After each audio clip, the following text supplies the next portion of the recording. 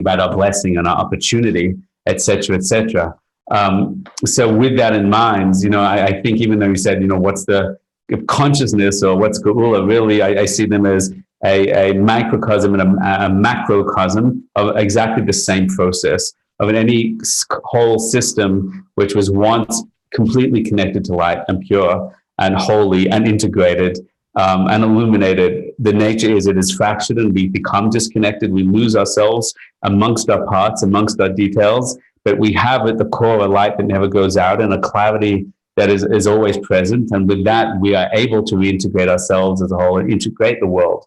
And that is the personal process. And I think in consciousness, one of the things we're going to talk about when the summit begins is just like what you see in the world of psychology and personal transformation, in the world of meditation, even the world of psychedelics, what you see all these things that are happening around the world are literally predicted right on time thousands of years ago as they're going to happen, and they're going to happen now. And there's a certain process of how they're going to happen, an integration of science and spiritual wisdom, the paths of intellectual clarification, the paths of divine revelation, and the point where they unite together is the magic of this generation. And in some ways, the generation is so advanced in technology and so advanced in this culture. And ironically, the advancement of technology is actually fragmenting us in some ways further. Because would you say is fragmenting us in some ways further? Yes, like today, it's a big question whether Facebook claims to bring the world together, and in some ways we are united together, but in some ways it really tears people apart, right? Because so if you could create a force that binds people together, then you get the coming together of the good of the person and the bad of the person. And when there's pain in that person, the ego of the person, then you're more rapidly interacting with that pain and ego, and that crisscrosses and ricochets throughout the world, very rapidly. But if we have that technology, the capacity to connect, but we elevate our consciousness, then we can share our love, our connection, our value, our gifts at a more rapid rate. So there's tremendous opportunity and tremendous paths of destruction, both simultaneously appearing before our eyes in this generation. And the more we can up our consciousness, the more we can channel the opportunity and take that higher, which we're told and promised will happen on this date at this time. The question is, will we be part of writing it in the right way rather than sending it down, God forbid, in the wrong way? That's the challenge before us. That is the challenge, and I used to talk about that a lot in maybe 8 years back when I thought about Geula. I was much more focused on what was happening in the news, and I really felt like the world was at the edge of a cliff, and that our potential had way outstripped our wisdom, our consciousness, and you're speaking into that, and somehow I don't know, I feel. Maybe this is a little out of the scope of this particular short conversation, but I feel that something has shifted. I feel that there's a light rising. I'm just speaking very personally, that there's a light rising into the world that is helping us to take the path that is going to be glorious. I mean, in the end, it's going to be glorious no matter what, but it really feels like that. It really feels like. Well, when did you feel that shift happened? To be really, really honest. I felt it happen. On behalf of everyone listening, I think we prefer if you were honest. Yes. Oh man, I'm not sure about that. So okay. I wasn't planning to go here at all.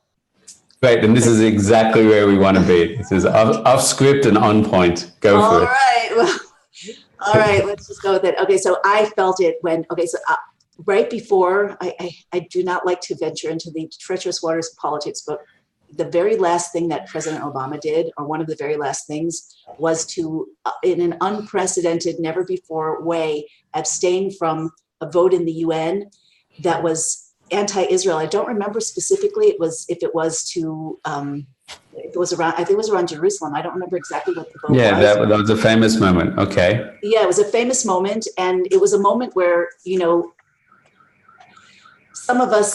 some of us asked ourselves, is this, are things going to turn south? And others of us are like, okay, this is prophetic.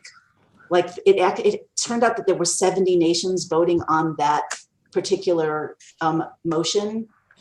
And as some of us know, many of us might know, and many of us might not know, their prophecies about this so specific that there's 70 core like roots, spiritual roots of the nations of the world. So we talk about the 70 nations. Doesn't mean the national borders.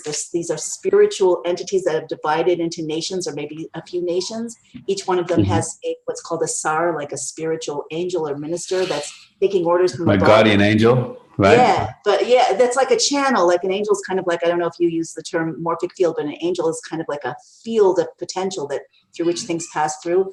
Anyway, these are cosmic angels. And so there were 70 nations that voted on this, and the prophecy is that the nations of the world will come together. The 70 nations of the world will come together at the end of days, which means the beginning of the new days, the end of the old paradigm, in order to try to take Israel and especially Jerusalem away from the Jewish people. So when that happened, and then instead of moving forward with that, we were adapting. A lot of us were adapting and saying to ourselves, well, okay, if it's not going to happen naturally, something supernatural will happen to protect us. Also, having moved to Israel, I have to say parenthetically, which we did almost 7 years ago, it's different. You know, you get a different kind of consciousness. You live with miracles continuously, and it's something you come to expect and rely on. I have a story to tell about that maybe in the interview. If it comes up, I'll probably forget, but not for now.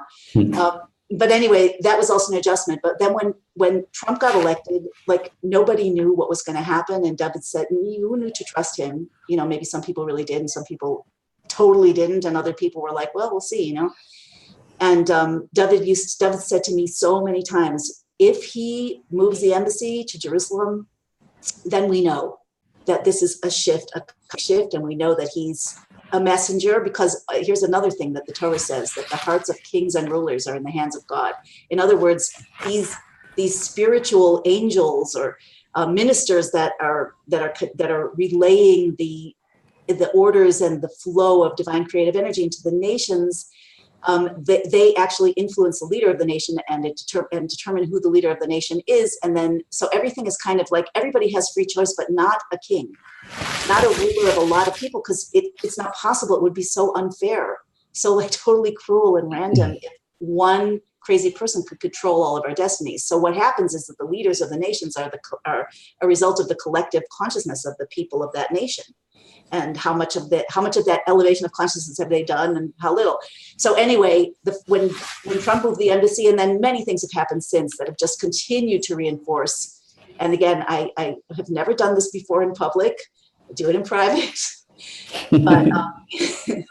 but you know, I'm happy that it came out, honestly, because you know, we need to tell the truth, and we need to discuss things in which we perceive the truth in different ways. Don't you think so?